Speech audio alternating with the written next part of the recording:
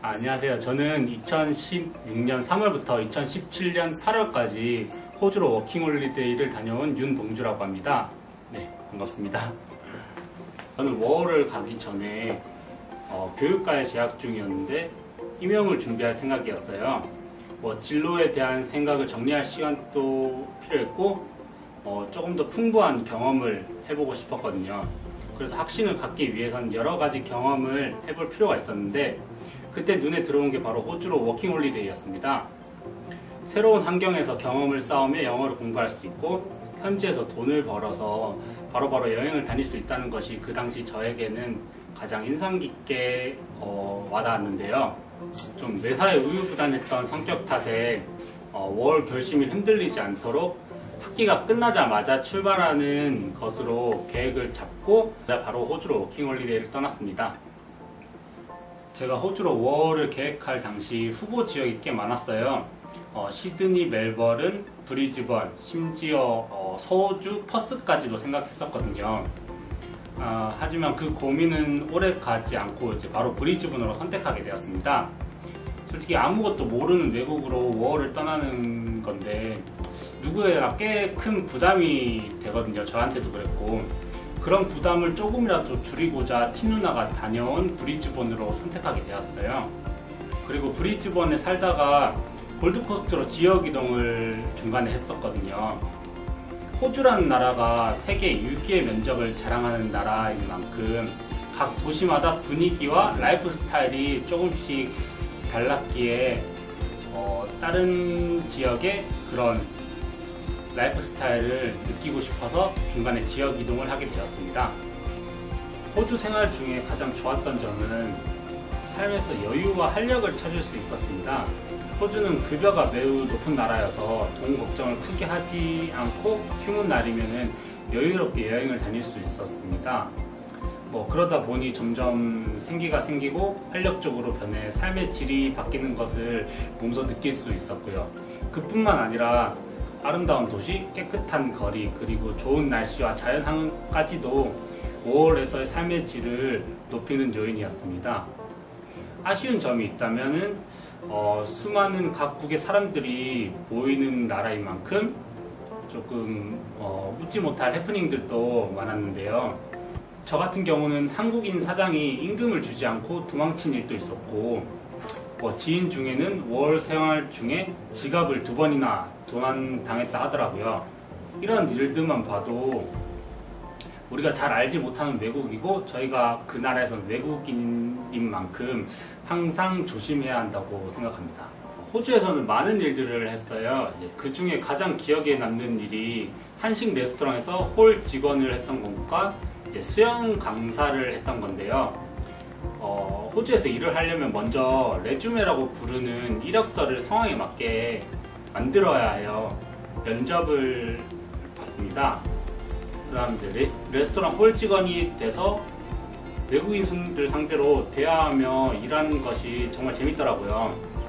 몸은 힘들지만 영어로 대화를 하면서 이제 일을 하는 제 모습을 볼 때는 좀 뿌듯하기까지 했고요. 그리고 했던 일이 수영 강습인데요. 제가 한국에서도 수영 강사 일을 좀 했었기 때문에 제 특기를 살릴 수 있는 일을 하고 싶었고 호주의 아파트에는 거의 수영장이 설치되어 있어서 수영 강습을 하기에는 좀 최적의 조건이었어요. 수영 강습에 대한 이력을 넣어서 레주메를 새로 만들고 한인 사이트에다가 제 레주메를 올렸어요. 그리고 법적인 문제에 대해서도 알아봤지만 다행히도 수영 강습을 하는데 법적으로 문제는 없더라고요. 그렇게 호주에 있는 동안 8명의 수영 강습생을 받아서 수영 강습을 했었습니다. 많은 분들이 호주 하면은 랜드마크인 오페라 하우스가 있는 시드니를 다들 떠올리시는데 휴양지인 골드코스트와 선샤인 코스트를 조금 추천드려요. 시드니, 멜버른과 같은 대도시와는 좀 다르게 한적한 바다 도시인 골드코스트랑 선샤인 코스트는 외국인들의 최고의 휴양지인 만큼 외국인들의 휴양 문화를 몸소 느끼고 한가하고 여유로운 여행을 즐길 수 있었어요. 또 호주에서는 무엇보다 스카이다이빙을 가장 추천드립니다. 다른 나라에 비해서 가격이 되게 저렴하더라고요. 그리고 상공 15,000피트에서 바라본 호주의 지상은 정말 말로 표현하지 못할 정도로 되게 아름다웠거든요.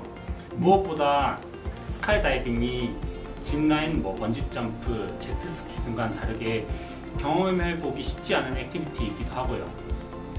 제가 호주로 워킹홀리데이를 다녀와서 호주 여행 영상도 만들어보고 호주로 순간을 칠하다라는 책을 출간하기도 했는데요.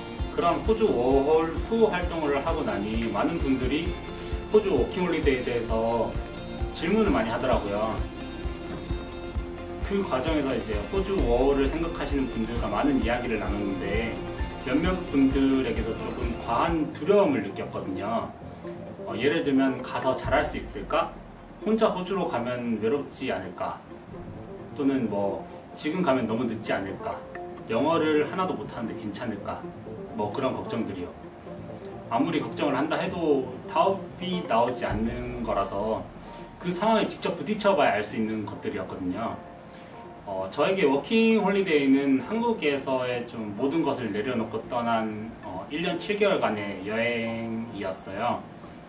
지금 워홀을 준비하시는 분들도 조금 더 편하게 마음 먹고 여행을 떠난다는 생각으로 계획과 준비만 철저히 한 뒤에 호주로 여행을 떠나셨으면 좋겠습니다. 만약에 워홀을 가시게 되면은 자신이 주체가 되어서 주도적인 생활을 좀 하셨으면 좋겠어요. 한국에서 못해볼 경험들을 워킹 홀리데이라는 기회를 통해 마음껏 발산하고 오셔도 좋을 것 같아요. 예를 들면 안 해봤던 일을 한다던가 저같이 특기를 살려서 일자리를 만들어서 해본다거나요.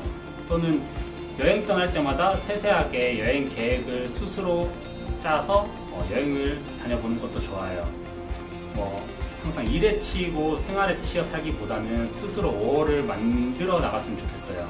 그런 부분에서 저는 좀 정말 성공적인 워홀을 보냈던 것 같아요. 그래서인지 호주를 다녀와서 추억도 많고 할 이야기도 많고 그래서 영상도 제작해보고 책을 출간해보기도 한 거고요. 이제 워홀을 준비하시는 분들 모두 만족스러운 워킹 홀리데이 생활을 하시고 오셨으면 좋겠습니다.